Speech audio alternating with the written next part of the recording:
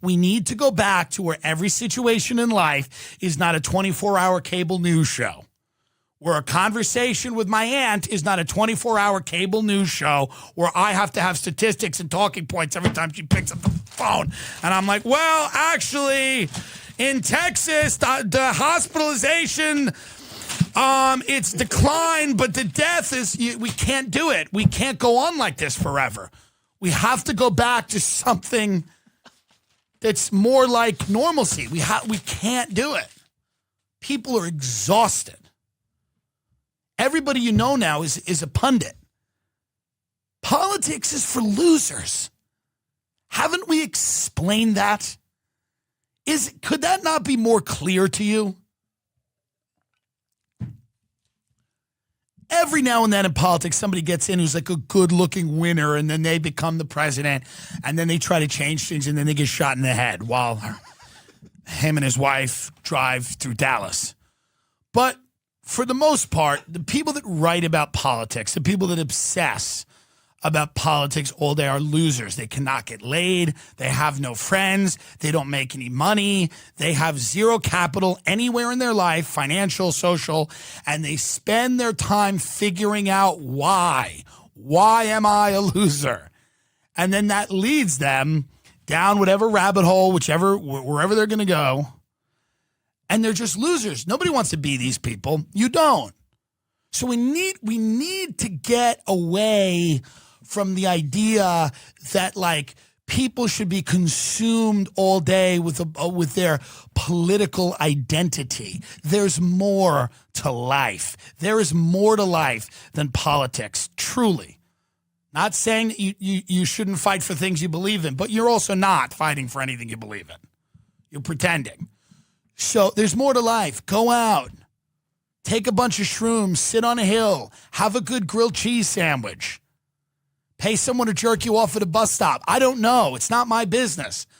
But there's got to be more to life than debating obscure German philosophers, and we know what you're doing there, or fucking, talking about critical race theory. I'm sick of the free speech debate. I'm sick of that. Yeah. I'm sick of the cancel culture horse shit. On both sides. I'm sick of idiots like Ocasio-Cortez being like real cancel culture affects anti-imperialists and Palestinian advocates. And I'm like, bitch, you don't think Google and fucking Facebook are going to censor them? You don't think they're going to censor Palestinian advocates? What is wrong with you? Bitch, weren't you fucking saying you were Jewish the other day? Pull up that clip where AOC, I don't know if you can even find it. She's talking to some group and she says she's a little Jewish. So it's like, cut it out, AOC. Yeah, welcome to the tribe. AOC's Jewish background. Like, can we stop? Yeah, she went and she was talking to, I think, a Jewish group, and she says, play this clip here. This fraud. People don't know about Puerto Rico, and one of the things that we discovered about ourselves is that a very, very long time ago, generations and generations ago, my family consisted of Sephardic Jews. And it is blood. He's like, I told you. I knew it. I sensed it. Look, she's chewing it up. Pause that. She's like, you see, I sensed it. He sensed it. These people are frauds. What is wrong with you? They are actors. They are frauds. She's claiming to be a bagel. And then she's going to hanging out with Ilhan Omar and read Mein Kampf. They don't believe in anything. They're frauds. You people put your stock because she's hot. If she looked like me, she'd be another loser socialist in a basement right now talking about Capital. But she looks like her, so she's on television every 36 seconds. Let's not get it twisted. She's full of shit. She's in front of a Jewish audience, and all of a sudden it's Jews, and then the next time she talks, it's like, it's about the Palestinian outfit. Stop it. You're going to let these people run your life? You're on Earth for a certain amount of time, and you're investing in that? You're investing in this? These are the types of people you're investing in? Or Trump, who's dancing with Epstein like this for 30 years and then decides that he doesn't know who he is? These are the people that you're going to spend your time investing in? What kind of perpetual state of fucking childhood Peter Pan syndrome is this? Where you spend your entire fucking life listening to these goons. All the fuck they want to do is get power, and you give it to them so easily. I love Halloween. I've always liked Halloween. I like it because it's about simulated horror. And I think simulated horror is a nice way to get away from actual horror. What actual horror happens from November 1st all the way to October 30th. And then one day everyone goes, let's pretend that we're scared. Let's find things to scare us. Boo. Like haunted houses and scary movies. But the other 364 days are filled with very real, verifiable accounts of nightmarish behavior that by the very grace of God and sheer luck, you don't find yourself embroiled in. It's hard to enjoy movies like Hostel because I used to think they were fake. I can't enjoy them anymore as much because I guarantee you there is a place in Bratislava where you can take a drill and go through some tourist eye. And if there isn't, there should be. Because if there's not, you're leaving a lot of money on the goddamn table. You can't enjoy Texas Chainsaw Massacre anymore. Why? Because now you don't see Leatherface as someone scary. You see him as somebody that run for the Senate. How can you enjoy a horror film? It's better. Jason, Freddy Krueger, these people are all better than the people who run the country. They've all done less killing. They've all done less killing than our leaders. How do you enjoy a horror movie? House of 1,000 Corpses? How nice it would be if there were only 1,000 corpses. Do you know how many of these third world countries would go, you only killed 1,000 of us? They'd be dancing in the street with American flags on right now. 1,000 corpses is Tuesday morning before you have fucking lunch. How can you enjoy a horror movie now? It's hard. It's difficult. When you know the actual shit that goes on. If Leatherface was around today, he'd be running a major Facebook QAnon account that just got shut down. And he'd come out and say they shouldn't have shut me down. And I kind of agree with Leatherface. I think he's got crazy ideas, but I agree with Leatherface. And then he'd mount a campaign for, local Congress or something. What are your favorite scary movies, favorite Halloween movies? Favorite Halloween movie, off the top of my head, Hocus Pocus, because I watched it when I was a kid. Very gay. Hocus Pocus. Now, Ben has a wife, and I hope she's not in therapy in years from now. Hocus Pocus is a gay, iconic movie. I like it. Mm-hmm. It's very gay. It's Bette Midler and I'm aware it's gay. Kathy Najimy, who is similarities, who's brilliant. And Sarah Jessica Parker, and it's a very gay, funny movie, and I enjoy that too. It's not really a horror movie. Right. Favorite horror movie? It's scary. Here's why Hocus Pocus is legitimately scary. Everybody in the movie is white.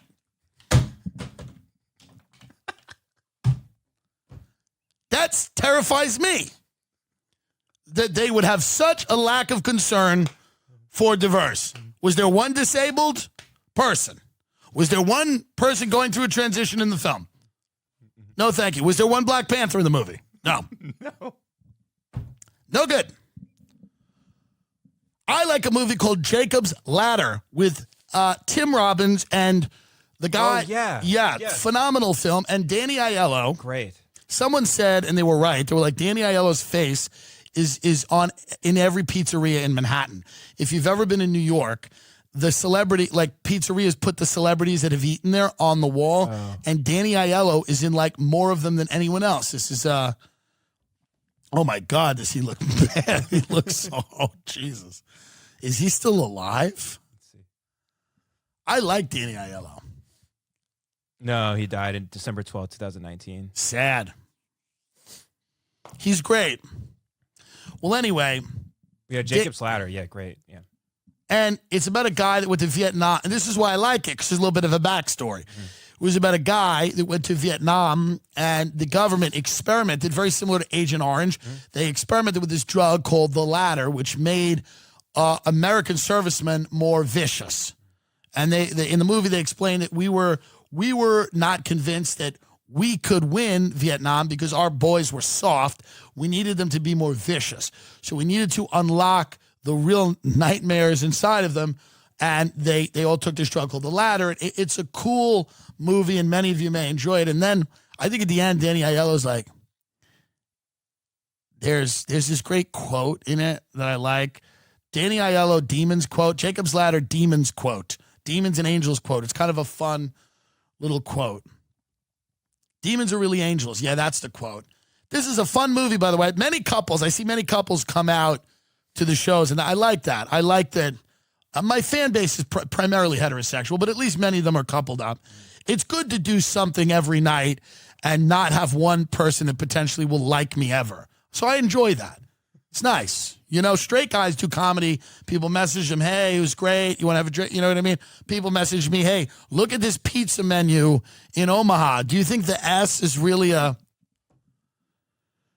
Jacob, this is a quote I like. If you're afraid of dying and you're holding on, you'll see devils tearing your life away. But if you've made your peace, then the devils are really angels freeing you from the world. It all depends on how you look at it. But Danny Aiello does the quote. So Danny Aiello's like, if you made your peace, the devils are really angels freeing you from the world. He's got a garlic knot falling out of his mouth.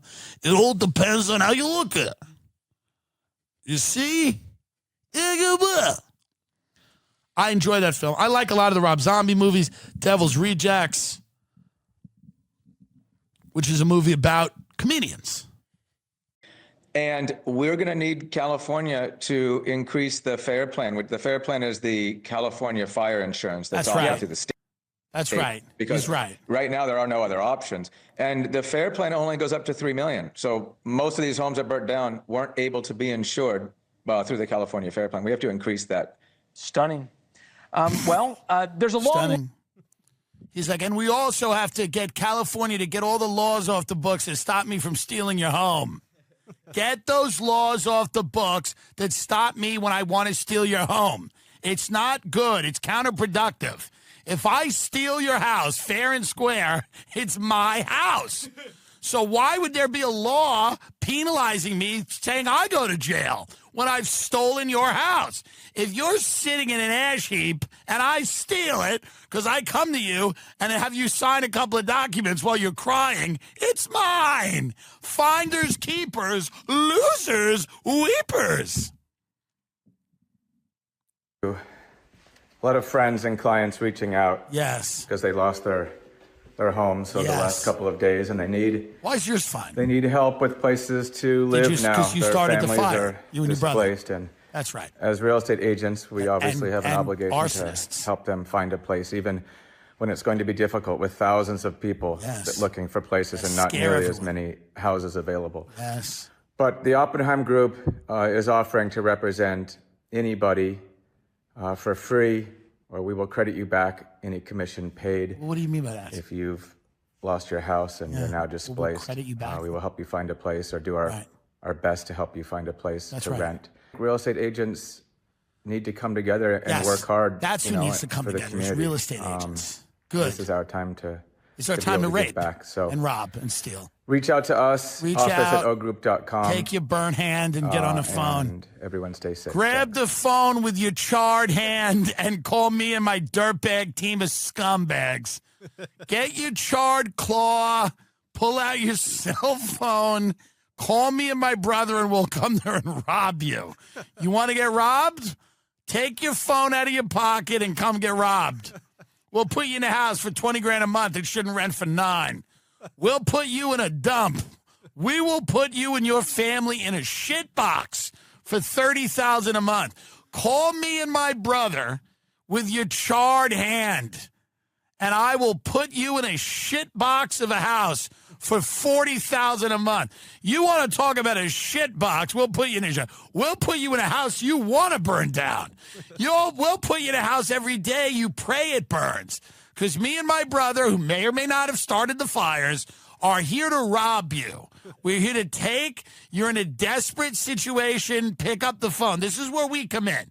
You're desperate. You have smoke inhalation poisoning. You're not really thinking. You're dizzy. You're vomiting. You have headaches.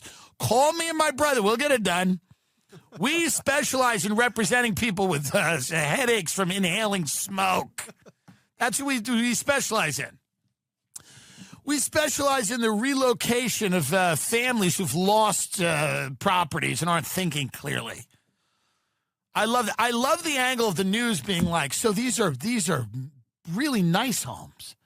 Where do these people go? Where do the rich go? These are beautiful. That's why there's TV shows on Netflix about them.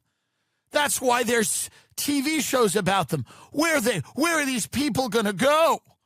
Where are they going to go? I don't know. Somewhere else?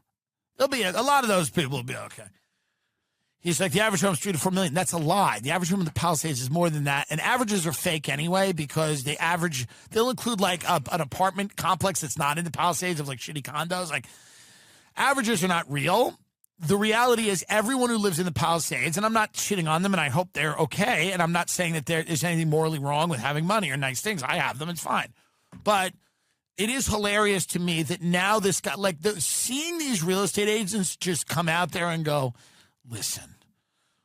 Now, by the way, you don't need to advertise. They're going to call. Why are you advertising? Don't you have 3 television shows, you bum? Don't you have 3 TV shows? How about you come out and say, we're going to donate some money, we're going to do fundraisers, things like that. They know to call you. Yeah, you've shamelessly put your face everywhere, all over the town. They know to call. Why do you need to run a commercial while people are burning alive? You don't need to do it. They're going to call. Your fucking dumb face is on every billboard, and every show about real estate involves you. You don't need to do a commercial about how you're going to help these people. They will call you. The people that need to will call you. And by the way, I hope his phone is flooded with really poor people. Everyone should call him that has nothing. Hello, is it Jason? He's from Oppenheim. My budget is 700. I live in shed. In Altadena, the shed burned down. I have nothing. Will you and your brother help me? I live in shed. It burned. Everybody burned. I smell the skin burn of the man. He used to hit me every now and then, but he's still a good man. He burned alive. Will you and your brother find me a room to live? I want to live in a room. No more shed. Room. TimDillonComedy.com. When I was on set at Joker, it's rare that you know how bad something's going to be. And I would talk with the other actors and we'd go, we don't get it. Because you'd sit there and then every now and then you would see Joaquin Phoenix, who's one of the greatest actors of our time, singing or doing like jazz hands. And you'd go, I don't know how this is going to play. But you go, don't question the guy. He's a legend, the filmmaker, whatever that means anymore. Whatever anything means, by the way. No offense to anyone. I love everyone. And I'm grateful. That's the thing about me. I'm grateful. A lot of people aren't grateful in this business. But I'm grateful. I'm grateful you watched This Is Your Country. We were in the top 10 for 2 days. Hey, watch it again. Get us back in that. Thank you. But I'm grateful. I'm grateful for the opportunity to spend 3 months sitting in a trailer in makeup while my face broke out and I had, probably irreversible damage to my skin. I'm grateful to have sat in a trailer for 3 months and been a small part of probably the worst film ever made. Arguably the worst film ever on a screen. Where people are walking out of this film. I saw it in Laguna Beach. I was in California with COVID. and I went to go see it. And that's how you should see it, if you can see it with COVID. And I was watching it, and people were walking out of the theater confused, befuddled, angry. Why? Why did you do this? The reason the first one was so good is that it captured kind of the nihilism and anger rising in the culture. Whether it was or wasn't a ripoff of Taxi Driver is not important at this point. It doesn't matter, okay? And I'm not taking cheap shots here. People think I am. I'm not. I'm actually talking about life. What was good about the first one is that it captured a sentiment that was coursing through the culture, okay? This one is such a mess, such a joyless slog, whatever else they called it, you know? I mean, I don't even want to go through, I don't even want to read the reviews. I posted them on my Instagram. The most common word being associated with this film is disaster. Lady Gaga is not a good actress, and I say it as she's a colleague of mine, and I'm going to say it. I'm sorry, my fans expect me to be honest now. I'm going to be honest now. And this may damage me in the business. I might not be in the second to worst film. I was in the worst film ever made. So CAA may call me and go, don't you want to be in the second worst film ever made? We got a great idea. Todd Phillips is making October 7th the musical. You want to do a line in that? That makes more sense. At least there was music at October 7th. There's more of a link. You see how that works, buddy? Yeah. You also overpaid for your home. Here's the point. Doesn't matter. I'm grateful. The thing about me is I've always been grateful. I'm a grateful person, and this is what people don't understand, but they see me out and they see me beaming and they go, you seem like you're full of gratitude. And I say, well, I am, actually. I am. It was a blessing to be in this movie. Lady Gaga has no business being on a movie screen, by the way. It's all Chapel Roan now. None of it's Gaga. She's the new gay trans icon. So what? She endorsed Trump. I'm kidding. She didn't, but she refused to endorse Kamala because she thought she was going to make like a nuanced point about politics. Hey, baby cakes, that's what I do. Get on stage and dress like a frog and sing. Going to make a nuanced point about politics? You're 12. The hell do you know? You were serving, didn't she work at Wendy's? And now she's a musician? Your fans want mamala. Serve them what they want, which is mamala. Baby, you're in the hive. Oh, you're trying to find a nuanced take on the Middle East? I'm a pink pony girl, and I'm voting for Trump, oh, baby. I'd respect that. Every single day, Venezuelans stealing phones and things are getting gray. But Gaga's irrelevant. The woman is irrelevant, and I think she's very talented in the music end of the thing. That's her game. She's irrelevant now. Okay? Star is Born, we get it. When was that? Long time ago. Yeah. Right? At least 10 years, yeah. I'm on the deep end. I ruined a movie. Everyone loses money. 6 years ago. 6 years, whatever. It's 6 years is an eternity now. So they got her in this, ruining it. They got Joaquin, who's doing, he's a brilliant actor, but he's, they got him trying to be Fred Astaire. It's a big mistake. And on set, I would turn to my friend Jimmy, who was one of the guards, and I'd go, what is happening? And he'd go, this is not going to be good. And we'd have great lunches every day because it's a $300 million budget. The lunches were, we all went into this thinking this was going to be great because we got there, we showed up. I'd never done a film like this. I did Thanksgiving. They lobbed off my head. Great. Now, we got to this. I'm on the Universal lot. Even though it's a Warner Brothers movie, they've rented a bunch of lots on the Universal lot. They have recreated the Arkham Asylum. I am sitting there. We have a lot of different prison guards. We're all talking to each other. We are having lunches. We have a pasta bar. We have lobster tails. We have fish, tuna, salmon being grilled and served to us for the first few days. The lunches went downhill as the thing continued. They got cheaper. The craft service table was amazing. Okay? We're looking at Joaquin. Gaga's not there. We're looking at Joaquin. We're going, we're in it. We're in Joker 2. This is legendary. Okay? The worst thing anyone has ever seen. I mean, ever, ever, ever. Every time it looked like something may kind of be good happen, they would start with that shit. Like, you know, for once in my life, I have someone who needs me, someone who needs me. And they're doing the dance. And I'm like, God, what is this? It was heinous, to use a word I use way too much. And we knew it. I had a nice little scene. It was quick. In fact, I missed my scene. I was texting on the phone about how bad this movie is. There you go. Show the people.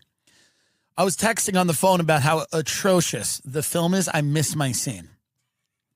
I didn't even see it, and I just walked out and looked at the beach. It was that bad, and but it's changed my life in many ways. You know, being in the worst film ever made, being in the death of a popular franchise. Technically, it's the biggest Hollywood bomb of the year. That's not nothing. That's not nothing.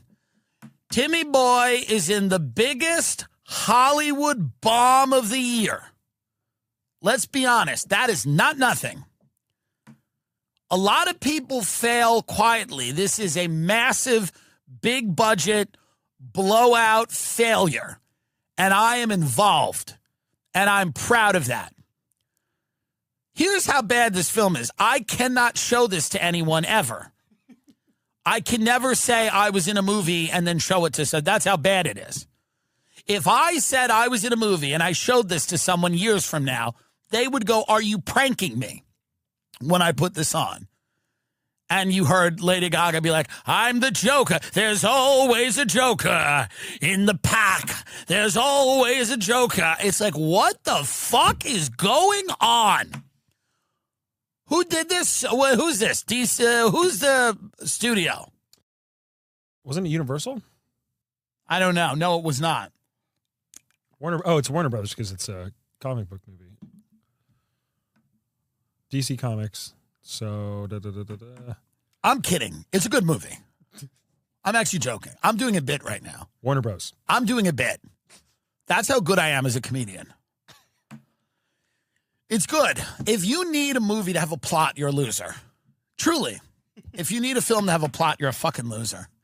And if you don't like musicals, you hate gay people and you hate women and you hate trans people, and you probably hate black people because they're very musical, and you are in the KKK. You don't like this, Mr. KKK? There's always a Joker in the pack.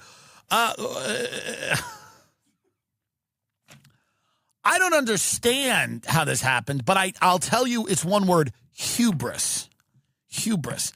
I had a lot of suggestions on that set, and nobody listened to me because I was an unimportant nobody. But you know what? Sometimes you listen to the nobody. I said immediately, fire Lady Gaga. Fire her. Fire her right now. You're paying her a lot of money, and what I'm seeing ain't working. Get her out of here. Get her out of here. I said that at the pasta truck a lot of times. Get her out of here, I would say. Get her out of here. The red sauce. Get her out of here. She's not working. Get her out. Cut her mic. I would yell. They wouldn't hear me. I'd say it. I'd say, cut her mic.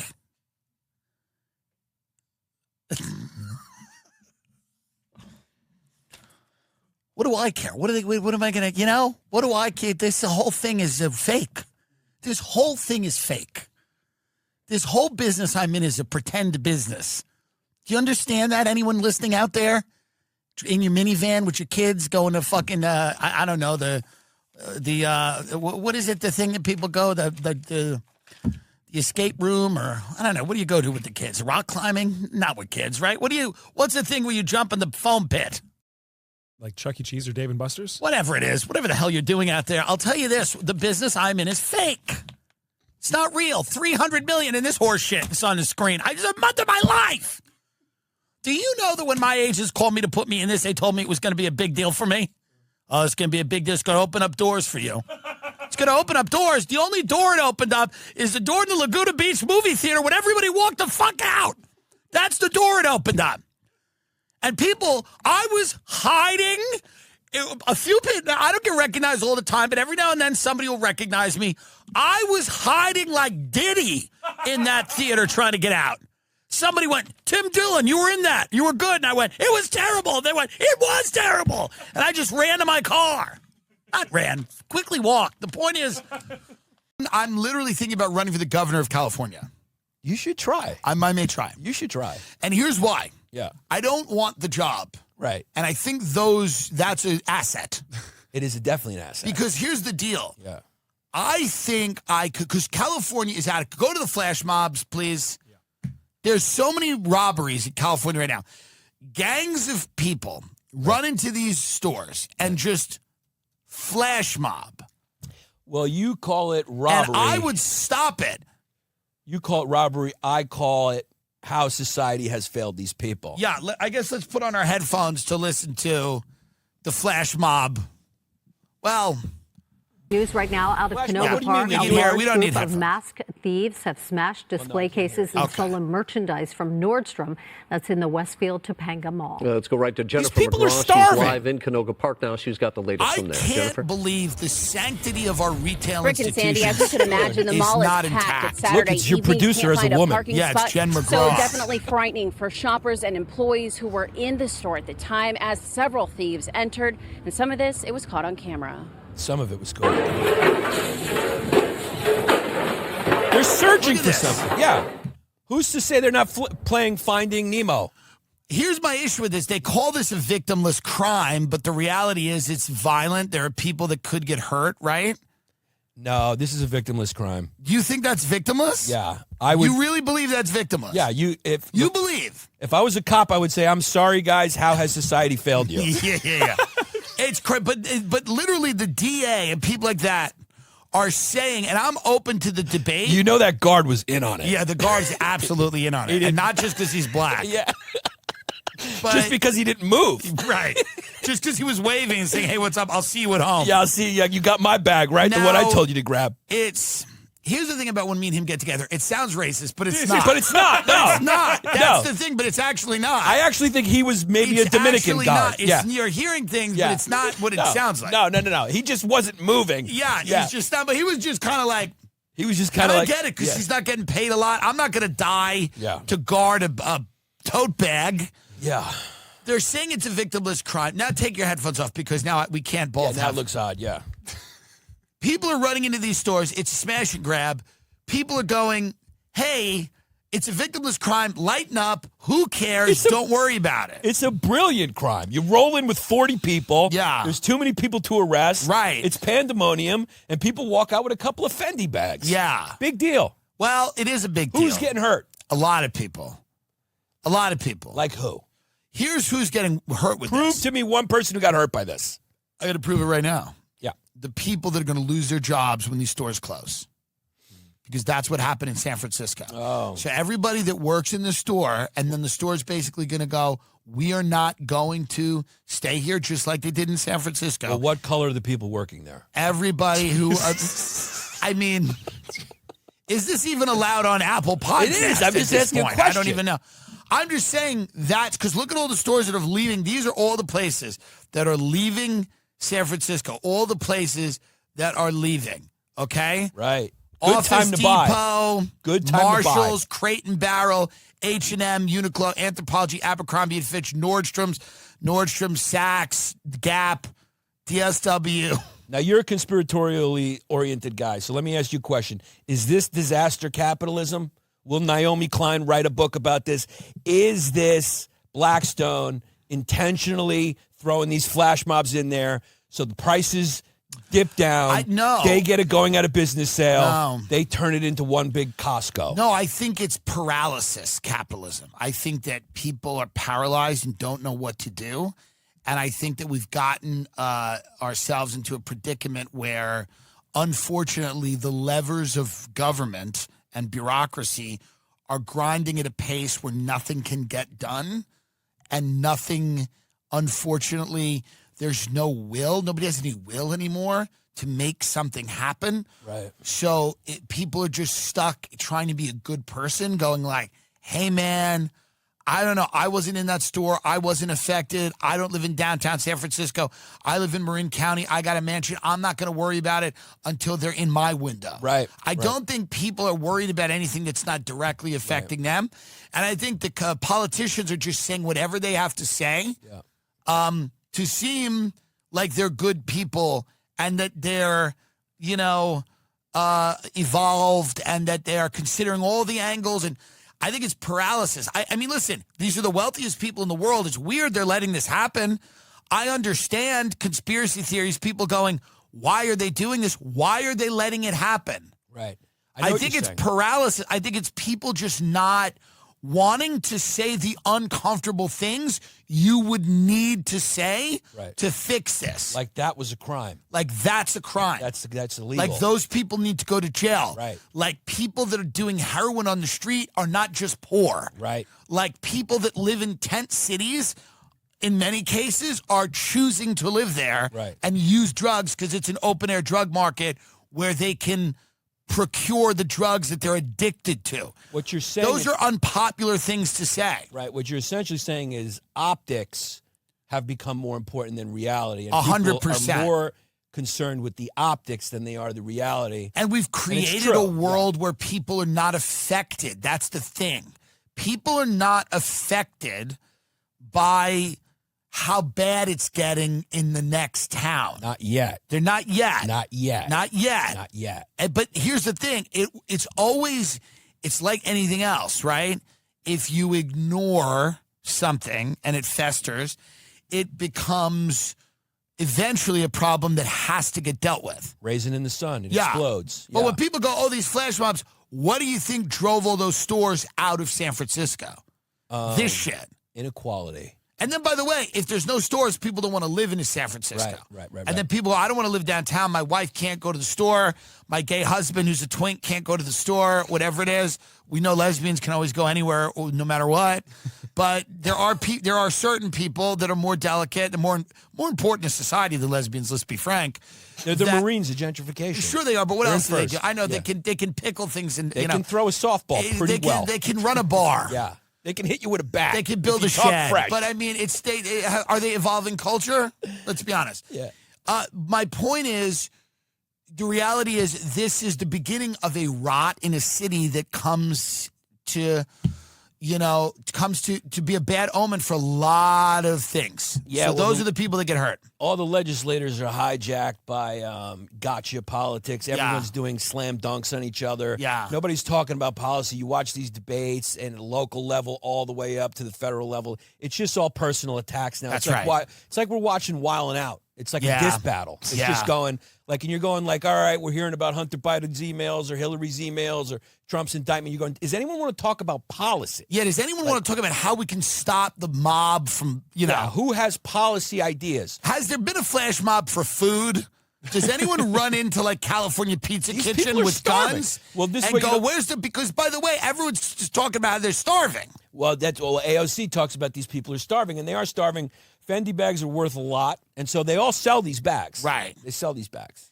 Now, get money for food, groceries. I will say this: they all did look thin. If you want to catch all those guys, all you got to do is put cameras on at Whole Foods. Get the George Gascon thing up where he goes.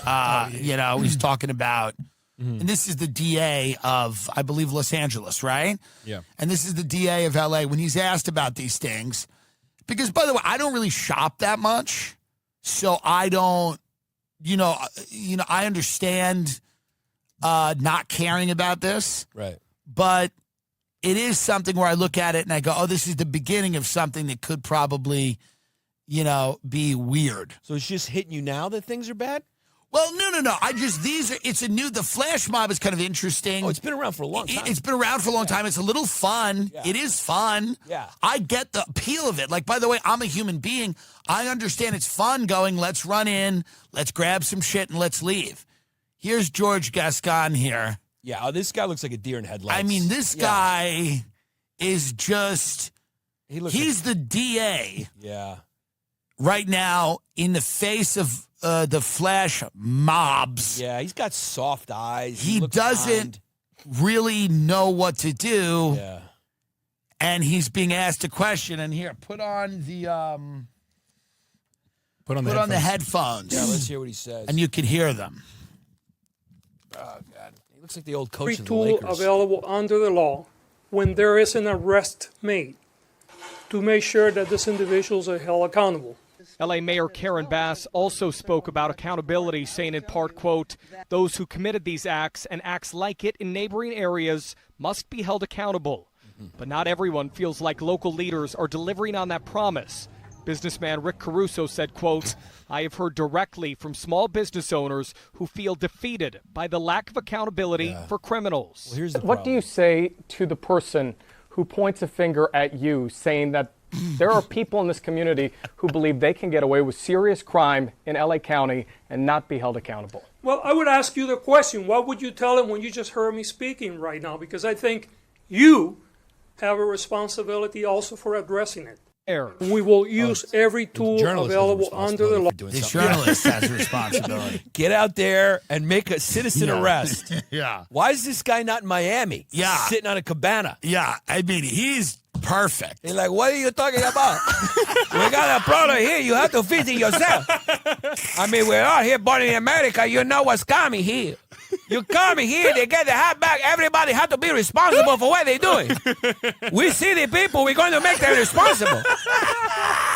We're in Los Angeles. Yeah. I don't know what that is, what his thing is, why he's even...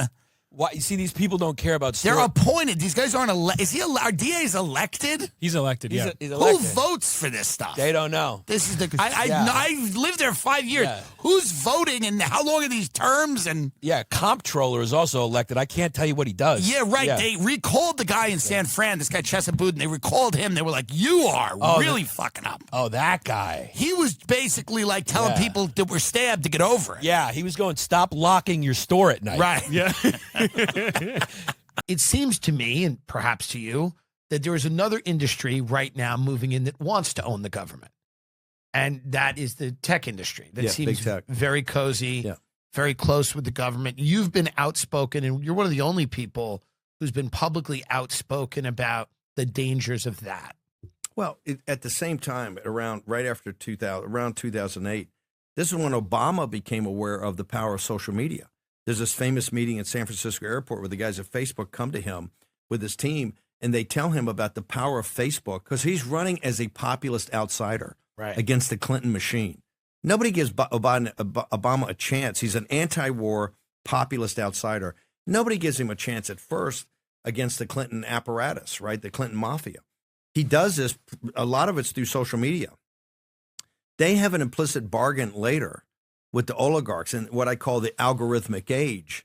They allow the Facebooks, the Twitters, the Googles, all the big platforms that charge. They essentially reach a Faustian pact, which is we're a hegemon globally, right? And what we need to do in the age of the algorithm is keep the commanding heights of technology. So we make an implicit deal with the oligarchs. You're going to have no Justice Department interference, no Federal Trade Commission interference. We're not going to try to break you up. They're going to have no antitrust pressure at all. We're going to allow you to become the richest people on earth, okay? But you have to give us the commanding heights in the age of algorithm. And here's what have we found out? That we're 10 or 12 years into this, and we know in the age of algorithm, social media and AI, they've blown them both. On social media, if you look at our social media, it's fairly cumbersome. It's not exactly revolutionary. TikTok is much bigger. TikTok is not just bigger; it's so Better. much more sophisticated, 1,000 times. Yeah. The Chinese Communist Party, it's so lethal because of its addictive nature. TikTok is not on mainland China. They have a version, right, of TikTok that's not so addictive, and they don't let the content they let in the West. This is how powerful it is. We've blown it as far as social media goes. They're orders of magnitude more sophisticated than we are, and ours is quite addictive, but theirs is much more. But then on artificial intelligence is even worse. And now, what do you think? DeepSeek is a psyop or a Sputnik moment? Right. It's both bad, but I think you have to infer the fact it may be a Sputnik moment. They are basically saying that our theory of the case in artificial intelligence, which is kind of mass machine learning, right? Power through, and you need all this new energy for the data centers. They're saying that theirs is a totally different profile. So what happens? We've lost the commanding heights in the two very technologies in the algorithmic age we made the Faustian bargain on with these guys. There's 75 electric vehicle companies. Google has Bing and DuckDuckGo. There's no competition for Google. There's no competition of Facebook. There's no competition Amazon. Amazon destroyed half the small businesses in this country, flooding the zone with Chinese Communist Party product. There's no competition to X or to Twitter because we let them go. And there's no Justice Department. That's why I'm a neo-Brandeisian when it comes to the Justice Department. I'm a Lena Khan fan. You're a Lena Khan fan. 100%. Break them up. Break them up. If she had been allowed, and look, here's Kamala. When Steve Bannon talks about Lena Khan 10 times more than Biden, and particularly Kamala Harris, that tells you it's a fixes in the Democratic Party is controlled by all these corporatists. This is the thing of Trump. You've got Gail Slater. You've got Andrew Ferguson. You then have Mike Davis and others in War Room that are neo-Brandeisians and kind of think, hey, Linda Khan, we'd love to have her back. Explain that term to people. From Brandeis, Justice Brandeis, Louis Brandeis, had this theory back in the 30s that you have to watch out for private concentrations of power that would then partner with government. If you wanted to get to a totalitarian government, right, you would have major concentrations of private power built around monopolistic. The term that they often call the corporate state. Corporate state. Yeah. Exactly. And says that is a danger to liberty and freedom, right? Now, he was an FDR guy, et cetera. You've had it, then a school came up in kind of the 80s from Chicago called the Chicago School that really looked at it from consumer pricing, right? That everything's got to be to the benefit of the consumer. And so it's kind of a gentle way to go on antitrust. It's buying people off. It's going, your jobs don't exist anymore, but the T-shirts are less money. Exactly. Yeah, or okay. even in competition, when they look at mergers, that what's the price, and they do all these kind of Cato it's a very libertarian school. It hasn't worked, and it's just basically we can immiserate your lives, but if we give you enough creature comforts, if we give you Netflix, if you can DoorDash Taco Bell, which I've done, and I'll admit that, but if you can do all of those things, stop complaining that you can't send your kids to college. Exactly. That's kind of the layman's way to say it. And so in neo-Brandeisian is to get back to what Louis Brandeis said, is that these great concentrations, which was really... That's the last time. If I'm ever asked to leave a plane, if I'm ever dragged off a plane for heaping abuse on a flight attendant who deserves it, I'm going to scream, I'm a neo-Brandeisian as I am dragged off the plane. You'll get that. What Brandeis saw, though, is the Chinese Communist Party's model. Remember, we did all this after Tiananmen Square when Bush 41 sent Scowcroft over to say, no, we're going to get you. You got to calm down this political stuff, but we see you as a partner on the manufacturing side on a global basis. We will get you in the World Trade Organization. We will give you most favored nation status. We'll do all this. And the theory, they said, oh, we will take the Chinese Communist Party and turn them into a liberal democracies. These will all become Jeffersonian Democrats. The exact opposite happened. We recreated their model of state capitalism and authoritarian power. And that's what you have today with the oligarchs in Silicon Valley. Now, here's the beauty of it. Here's how great the oligarchs are. That we've made them we've made them the richest people on earth. We've made them some of the most powerful people on earth. And then exactly when they're exposed for being phonies and what you made the Faustian bargain for on both social media and particularly artificial intelligence, what do? They flip. Well, hold it. They do. Well, let me get to the flip in a second. Yeah. They turn around and say, we need a bailout. They say, all you hear right now is that in this city, you're hearing we need a Marshall Plan. We need a Mercury astronauts plan. We need to turn over all the national labs, the weapons labs, Lawrence Livermore, Sandia, where they made the nuclear weapon, the hydrogen bomb. We need to turn over all the national labs to the guys in Silicon Valley because now we've had a Sputnik moment and the Chinese Communist Party have taken the commanding heights. I go, hang over a second. This is and they're talking $500 billion to $1 trillion bailout for the exact same guys that did this. In addition, understanding the math, right? And Elon understood it first, given his engineer's brain, and really backed our play. But the rest of them hung out until 11 o'clock p.m. Eastern Standard Time on the 5th of November when Pennsylvania fell. When Pennsylvania fell, Zucker, Bezos, all of them became populist nationalists. They go, we're in. And they got down with their checks to Mar-a-Lago, genuflected, right, and became supplicants to Trump. And this is why I say these guys are dangerous. They're all progressive Democrats. They were made what they are by the Obama administration. They're all progressive Democrats. They are totally phony. All they want to do is go to where the source of money is so they can keep their being oligarchs. Because right now, if you look at them and look at who the theoreticians they look for, but they're not really on the spectrum of like MSNBC's here and, war rooms here. And some guys are more open borders and globalists. Others are hardcore populist nationalists. They're on a whole other spectrum. And that spectrum is what I call techno-feudalism. They've been taken out of the world of capitalism. It's no longer markets and profits since we haven't allowed any competition and allowed them to become these massive companies. They are really digital platforms in rent. They're rent seekers, okay? And their idea is very feudalistic. It's like Venice in the 15th century. It is that the railhead is like the liege lord with the digital platform, and everybody else is a peasant or what I call a digital serf. Wow, is that bad over there? It is not a right-wing media narrative that San Francisco is bad. It is truly bad. It is mouth agape. You like the bear from the Sochi Olympics? Thank you, Russia. But it is mouth agape. Oh my God. I've never seen anything like this. Broad daylight horror. And, all the stores are leaving. And so I was really impressed. We did about 2,000 tickets in a city in that condition. That's great.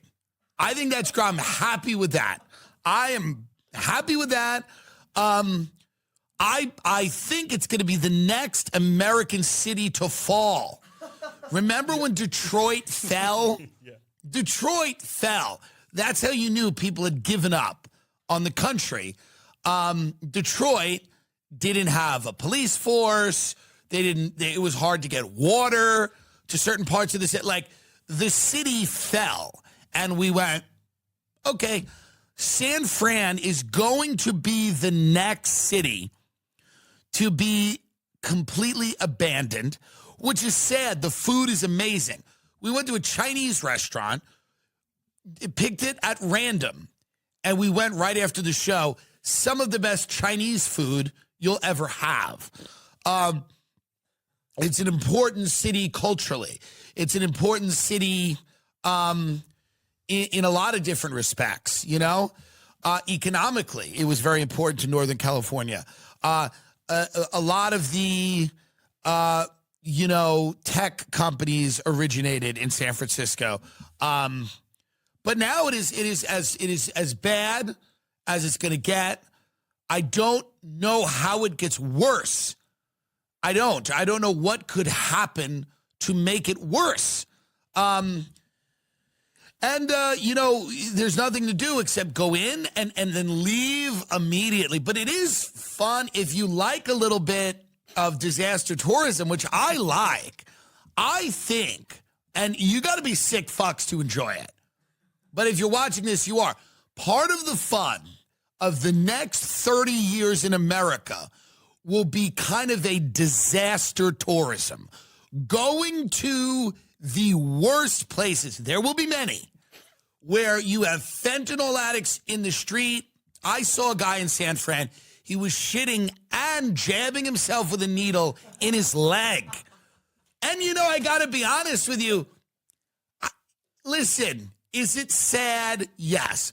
But you have to make the best of it. And I do believe that, part of the next, the next phase of tourism in America will be it's not only going to be like, let's see the, Yellowstone National Park. It's going to be like, let's see the city that everybody's fleeing. Let's go to the place that and it's kind of fun. And you get into the Chinese restaurant, you're like looking outside, you're like, what's going on? And then you see like the homeless person, and they're like, they got a thing over them, and they're draped in like a cape, but they're still on the motorized chair, and they just go by. And then you're hitting the guy next to you. You're like, look at that. We're in it. It's fun. It's a little fun. And you have to embrace it. And I think kind of that's San Francisco's next move. It's like we're a ghoulish attraction. It's become a ghoulish attraction. And it's a little fun, because the food is great and it's fun, but you're always kind of alert. I mean, why are these faggoty Americans going to escape rooms? Why are they manufacturing danger for their sad, suburban, meaningless lives? Go to the cities we've ruined. Go to the cities that we've destroyed with our politics. Go to the places where we've crushed the human spirit and enjoy them for what they are. I mean, isn't that better than doing a dumb escape room or doing something stupid? These people go to haunted houses, haunted hayride. You don't need any of that. You're an adult. Adults should go to Flint, Michigan. And here's actually why you can't get mad at me. Because I know people are getting maybe they're like, oh, this is actually not tasteful. It is, and I'll tell you why. Gawking at the human waste, because it's just a waste of potential of life, whatever you want to say, right? I mean, they are human beings, and I'm not trivializing the problems. What I'm saying is gawking at them in their moment of need actually helps them, because the tourism money they need. If you go to Flint, Michigan to gawk at the hell, you're filling up the hotels, you're filling up the restaurants. It's actually good for them. It's actually not what you're thinking. It's the other way. So all these people that are like, well, this sounds actually pretty heartless. So you're telling me I should go with my suburban, comfortably middle-class group of friends, and we should go do a night or two in a disaster area like San Fran? Yes! Yes, because the tourism dollar helps them. And it is a little fun. It's fun because, this is going to sound horrible.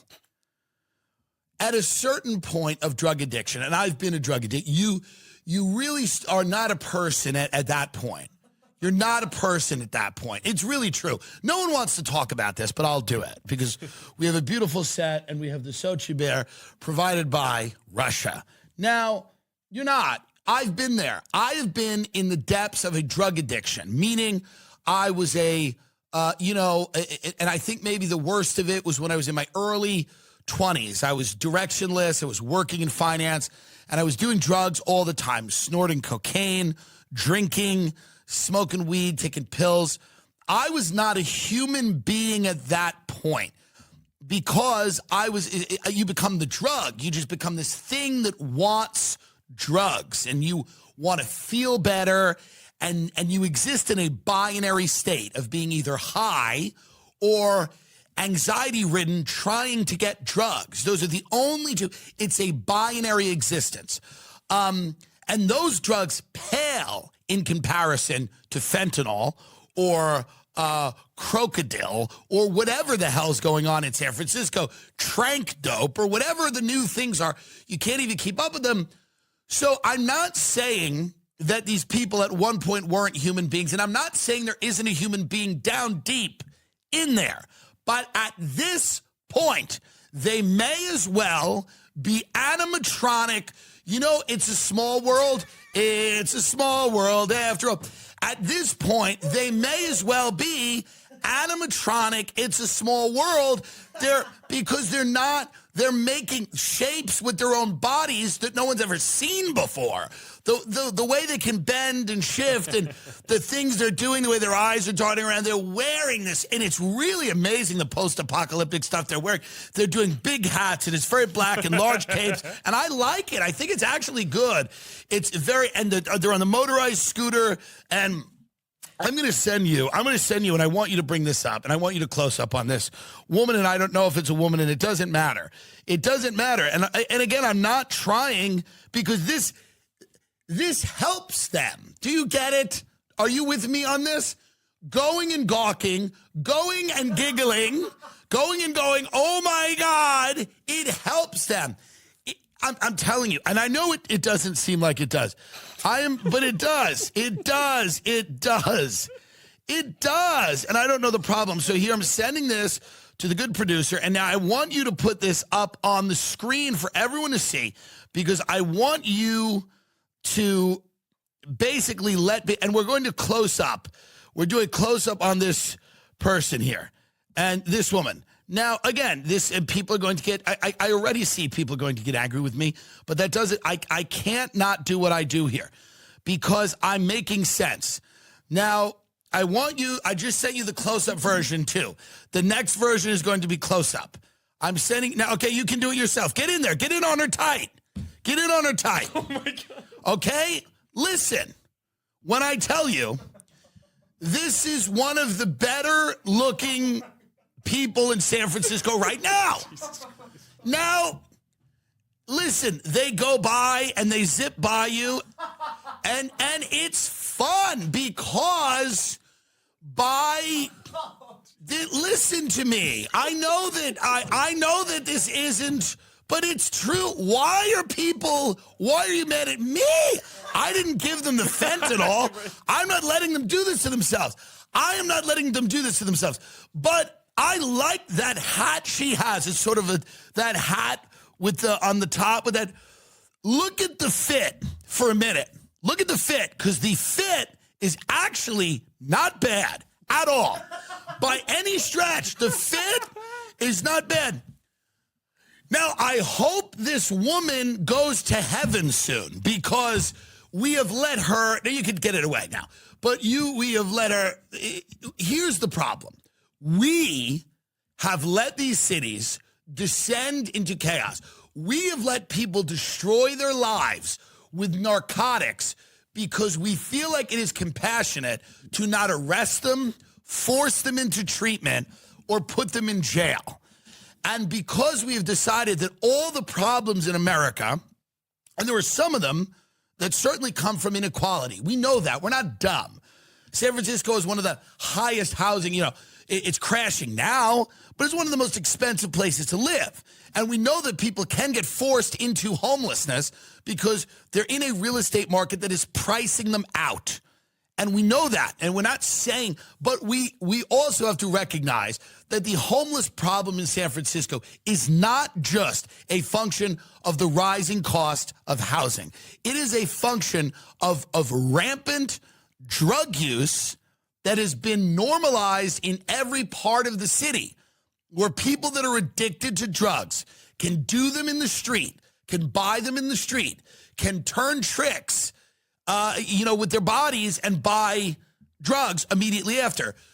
It's not simply just about wealth inequality, which is a great talking point of people. There's many other things that are going into it. It's an issue of policing. It's an issue, frankly, of what you will tolerate as a city. So I am saying at this point now, absent any other options, going to San Francisco and gawking at the people whose lives have been destroyed by the politics of that city is actually the most humane thing you can do. It is the most humane thing you can do, because otherwise you are ignoring it and you're not spending your money there. And even if you spend your money there, will it help? Not really, but it's better than not spending your money there. They need a tax base. They need something. They need to give someone a blanket. So The reality is, I know that it seems cruel and heartless to suggest my course of action, which is to make San Francisco a tourism hub for people that want to just, they're kind of bored and they want to go there and they kind of want to be like, oh my God. But I'm telling you right now, it's actually great. It's actually the right thing to do. It's the right thing to do because it infuses the city with capital. And if we're not going to solve it, if we're not going to develop better policies, the only thing left to do, truly, is to see it as a kind of a haunted house, like a scream park. To see it as a little bit of a scream park. And to go and eat the good food and the great quesadilla at El Farolito or the great, and then you come in, and then you're just like, whoa, look at that. Whoa, look at that one. Oh my God. And I'm telling you, it actually helps. Jake, you've been talking a lot about fighters not getting paid. Let's just take a break from crypto for a second. What you got into the boxing world, you're fucking it up. People are not happy. And then you started saying that boxers are getting fucked and UFC fighters too. Yeah, look, I mean, at the end of the day, these fighters are getting into the ring and risking their lives, and risking injury. And it's one of the hardest sports, if not the hardest sport in the world. And you have to dedicate your life to it more than any other sport, I believe. And people like Dana White, who own the UFC, are basically creating a monopoly. UFC fighters, out of any organization, out of any league that there is, the owners take the most amount of the cut versus the fighters, which it's a big topic. And me and my brother are creating this movement forward to help fighters increase their pay, because if you're in the UFC, your boss is Dana White. So you can't be like, hey, I don't think we're getting paid fair. Hey, this isn't right, because he'll just cut you and throw you off to the side. But I'm creating a voice for the fighters, and I'm creating a voice to say fuck Dana White. Fighters should be getting more pay, and they are the content. Without them getting into the ring, the UFC wouldn't have the content that they sell for hundreds of millions of dollars. These guys are getting paid pennies on the dime, and it's just not fair. And so what I'm doing, my movement forward, is showing these fighters you don't need a promotion, you don't need a promoter, and you don't need to sign into these longer deals. Create your own hype, use social media, and there's going to be a switch in this narrative over the next couple of years.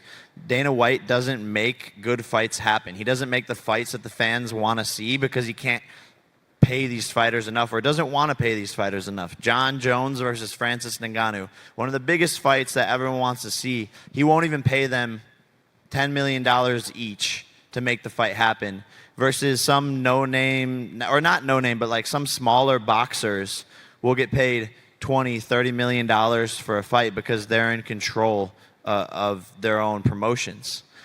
So, yeah, I just feel bad for these UFC fighters. They need to get more pay. And Dana White's the one in control of that, and they can't say anything. They can't speak up to their boss. What do you think? Does Dana White like you? No. No, not at all. He is. I think he hates me more than anyone in the world right now. Wow. Because look, I'm trying to take money out of his pocket, give it to the rest of the fighters. I think he's a joke. I think he's a chump. He started off as a cardio kickboxing instructor and got lucky with the UFC, and now thinks he's the coolest person on earth. Starting a little late because someone was late. Someone was a little late. Do you have any defense for your tardiness? The traffic was heavy. I tried to be on time. The traffic. It's always something. The traffic. Well, you said we were going to record at 3, and then you moved it around. I was doing a thing with my wife. I was at a thing. I had to run from it, and then... You had to run from the thing you were doing. Yeah, to your job. There was a friend in Austin who was in town, and you had to run from the friend to your job. Well, you said we were going to record at 4, then you moved it to 3, so I moved it. Your job was moved, and you had to leave. Why don't you go back to the friend? Let's just do the show. You go back to your friend. I think it's better for you to go back to your friend. Dead's here. Please go back to your friend. Who's going to produce the show? I'll figure it out.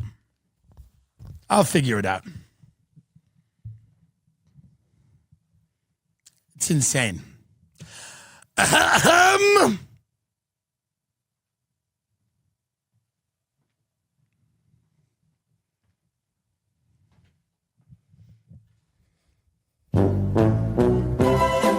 Ladies and gentlemen, welcome to the Tim Dillon Show.